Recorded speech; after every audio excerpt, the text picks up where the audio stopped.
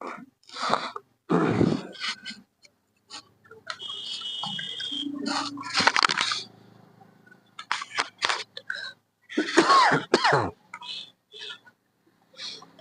My dear friends, आज का topic रहने वाला है क्लास 10th के फिजिक्स का पहला चैप्टर का ऑब्जेक्टिव 100 तक, मतलब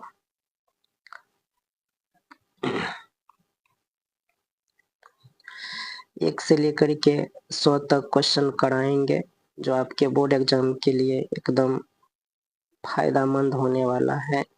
तो कृपया करके वीडियो को स्किप ना करें और शुरू से लेकर के अंत तक देखें, और अब हो सके तो आप अपना कमेंट बॉक्स में आंसर छोड़े, कमेंट करें ये कौन सा इसका आंसर होगा। तो चलिए देखते हैं क्या पहला क्वेश्चन क्या है। देखिए, कहता है कि प्रकाश की किरण गमन करती है। तो हम पढ़ाए थे आप लोगों को कि प्रकाश की किरण गमन करती है सीधी रेखा में। कहाँ पे करता है? सीधी रेखा में। तो प्रश्न 1 का आंसर हो जाएगा ए, सीधी रेखा में। चलिए नेक्स्ट देखते हैं। प्रश्न संख्या 2 है, जो है प्रकाश के परावर्तन के कितने नियम होते हैं या है? तो प्रकाश के परावर्तन के 2 नियम होते हैं। कितने नियम होते हैं? 2 नियम होते हैं। चलिए आगे देखिए।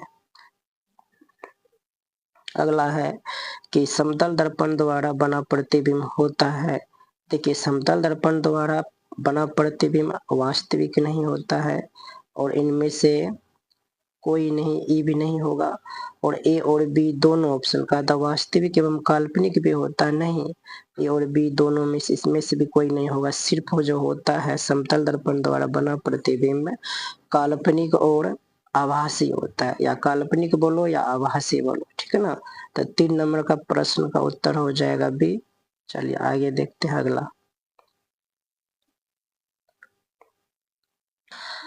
प्रश्न संख्या आपके सामने में आ गया है। देखिए कि परावर्तन के नियम से निर्धारित होता है। तो परावर्तन के नियम से जो निर्धारित होता है वो आपतन कोण परावर्तन कोण के बराबर होता है। तो 4 नंबर का ऑप्शन ए हो जाएगा। चलिए आगे बढ़ते हैं। प्रश्न संख्या 5, काल्पनिक प्रतिबिंब हमेशा कैसा होता है? देखिए, काल्पनिक प्रतिबिंब, जब भी काल्पनिक का नाम आएगा तो प्रतिबिंब हमेशा सीधा बनाता है। कैसा बनाता है? सीधा बनाता है। तो 5 का ए आंसर करेक्ट हो जाएगा। चलिए नेक्स्ट देखते हैं। 6 नंबर में प्रश्न है कि दर्पण सूत्र, मिरर फॉर्मूला, इनमें से कौन सा है? तो दर्पण सूत्र हम आपको पढ़ाए थे कि 1/f बराबर 1/v प्लस 1/u होता है। तो इसमें देखिए कौन सा ऑप्शन में ये आपको दिखाई दे रहा है? तो आपका ऑप्शन नंबर 1 में ही दिखाई दे रहा है। तो 6 नंबर का ये आंसर करेक्ट हो जाएगा। चलिए नेक्स्ट देखते हैं। हजामत यानी शेविंग, इसी को कहते हैं दाढ़ी बनाना। दाढ़ी बनाने के लिए किस दर्पण का उपयोग किया जाता है? तो दाढ़ी बनाने के लिए हम ना अवतल दर्पण का उपयोग करते। किसका उपयोग करते हैं? अवतल दर्पण का। चलिए नेक्स्ट क्वेश्चन देखिए। 8 नंबर का क्वेश्चन है कि गोलीय दर्पण के फोकसांतर एफ और वक्रता त्रिज्या आर के बीच संबंध है। रिलेशन पूछ रहा है कि एफ और आर के बीच में क्या रिलेशन होता है। तो ये प्रूफ करके हम दिखाए भी थे कि एफ बराबर आर बटे क्या होता है? 2 होता है। एफ बराबर आर बाय 2 होता है। तो देखिए एफ बराबर आर बाय 2 कहीं पे आपको ऑप्शन में दिख रहा है, एफ बराबर आर बाय 2। तो ये 8 नंबर का भी आंसर करेक्ट हो जाएगा। चलिए अगला क्वेश्चन देखते हैं। मोटर कार के हेडलाइट में किसका प्रयोग होता है? देखिए, मोटर कार के हेडलाइट में जो होता है आपका, ये अवतल दर्पण का यूज होता है। किसका होता है? अवतल दर्पण का यूज होता है। तो चलिए 9 का सी नंबर करेक्ट हो जाएगा। आगे देखिए। 10 नंबर में प्रश्न है कि दाढ़ी बनाने में कौन सा दर्पण उपयुक्त होता है। देखिए फिर से क्वेश्चन रिपीट कर गया। वहां पे था हजामत बनाने के लिए या शेविंग करने के लिए। लेकिन यहाँ पे कह रहा है कि दाढ़ी बनाने में कौन सा दर्पण उपयुक्त होता है। दाढ़ी बनाने के लिए अवतल दर्पण का उपयुक्त होता है, उपयोग किया जाता है। तो 10 का आपका सी आंसर करेक्ट हो जाएगा। चलिए आगे देखते हैं।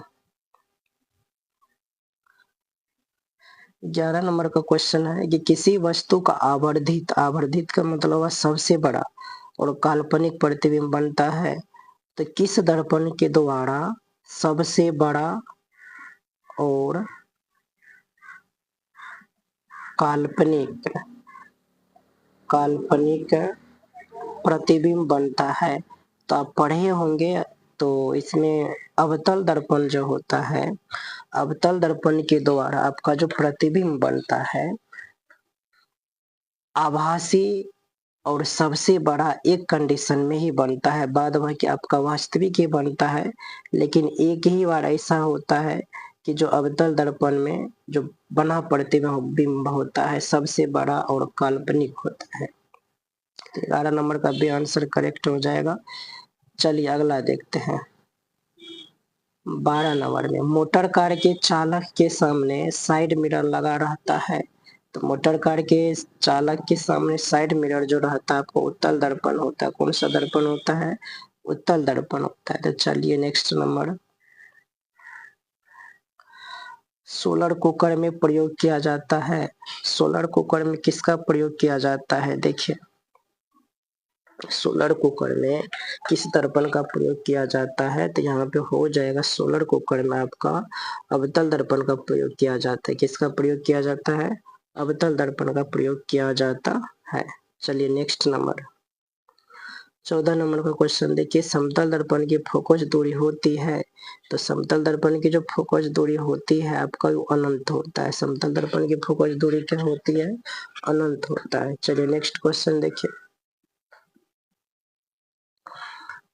गोलीय दर्पण के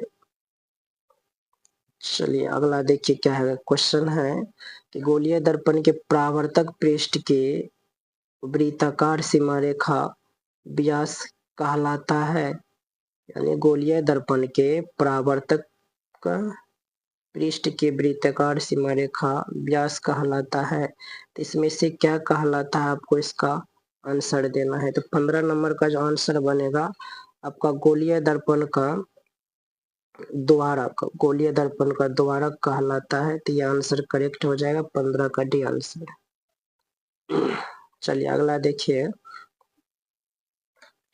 यदि किसी बिंब का मतलब वस्तु, यदि किसी बिंब का प्रतिबिंब का आवर्धन ऋणात्मक है तो प्रतिबिंब की प्रकृति क्या होगी? कहता है कि किसी वस्तु का जो प्रतिबिंब का आवर्धन है वो ऋणात्मक है, तो उस प्रतिबिंब की प्रकृति क्या होगी? तो उस प्रतिबिंब की जो प्रकृति होगी आपका क्या होगा? वास्तविक एवं उल्टा होगा। क्या होगा? वास्तविक एवं उल्टा। तो 16 का ए आंसर करेक्ट हो जाएगा।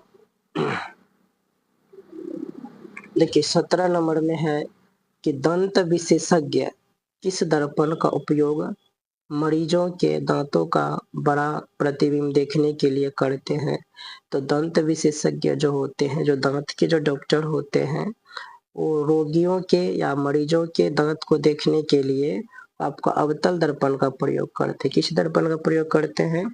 अवतल दर्पण का प्रयोग करते हैं। 17 का भी आंसर करेक्ट हो जाएगा। चलिए नेक्स्ट बढ़ते हैं। 18 नंबर में क्वेश्चन है कि एक गोलीय दर्पण की वक्रता त्रिज्या 20 सेंटीमीटर है, तो इसकी फोकस दूरी क्या होगी? तो यहाँ से देखिए आर का मान दिया है कितना है? 20 सेंटीमीटर, और हमको फोकस दूरी निकालना है। तो आप जानते हैं कि फोकस दूरी का सूत्र क्या होता है? बराबर r/2 होता है। तो यहाँ से 20/2 करेंगे, काटेंगे कितना आएगा? 10 सेंटीमीटर। तो आपका देखेंगे 18 का बी आंसर करेक्ट हो जाएगा, 10 सेंटीमीटर। चलिए आगे देखिए, 19 नंबर का प्रश्न देखिए पढ़िए और देखिए क्या है। कहता एक उत्तल दर्पण में बना प्रतिबिंब हमेशा होता है, तो एक उत्तल दर्पण में बना प्रतिबिंब हमेशा काल्पनिक, हमेशा क्या होगा? काल्पनिक या आभासी।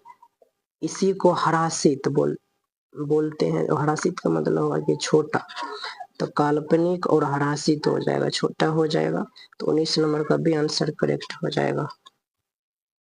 चलिए 20 नंबर का देखिए प्रश्न कि निर्वात में प्रकाश की चाल होती है। तो निर्वात में जो प्रकाश की चाल होती है 3 गुना 10 का पावर 8 मीटर पर सेकेंड होता है। तो देखिए 3 गुनी 8 10 और 3 गुनी 10 का पावर 8 मीटर पर सेकेंड हो जाएगा। तो 20 का ये आंसर करेक्ट हो जाएगा। 3 गुनी 10 का पावर 8 मीटर पर सेकेंड हो जाएगा। चलिए अगला देखिए। समतल दर्पण द्वारा बना प्रतिबिंब होता है। देखिए समतल दर्पण द्वारा जो बना प्रतिबिंब होता है हमेशा आपका आभासी होता है। तो जानते हैं कि आभासी प्रतिबिंब को पर्दे पर उतारा नहीं जा सकता है। तो आपका आभासी प्रतिबिंब को पर्दे पर नहीं उतार सकते हैं। 21 नंबर का भी आंसर करेक्ट हो जाएगा। चलिए आगे 22 का देखते हैं। अवतल दर्पण में जब, चलिए थोड़ा क्वेश्चन और बड़ा कर लेते हैं। अवतल दर्पण में जब वस्तु ध्रुव और फोकस के बीच हो तो प्रतिबिंब कहाँ बनता है। अवतल दर्पण में ध्रुव और फोकस के बीच जब वस्तु रहता है तो प्रतिबिंब कहाँ बनता है। देखिए सबसे पहले आप यहाँ पे अवतल दर्पण बना लीजिए। अवतल दर्पण, तो ऐसे करके पहले हम अवतल दर्पण बनाते हैं। तो जिसका परावर्तक सतह धंसा हुआ रहता है या अवतल होता है, तो इधर से हम पेंट कर दिया। और ये आपका प्रधान अक्ष हो गया, ये आपका ध्रुव हो गया, ये इधर फोकस हो गया, ठीक है ना। तो वस्तु को यहाँ पे रखा गया है ध्रुव और फोकस के बीच में। तो इसका जो प्रतिबिंब बनता है का दर्पण के पीछे बनता है। कहाँ बनेगा इसका प्रतिबिंब, दर्पण के पीछे। तो 22 का आंसर सी करेक्ट हो जाएगा, दर्पण के पीछे।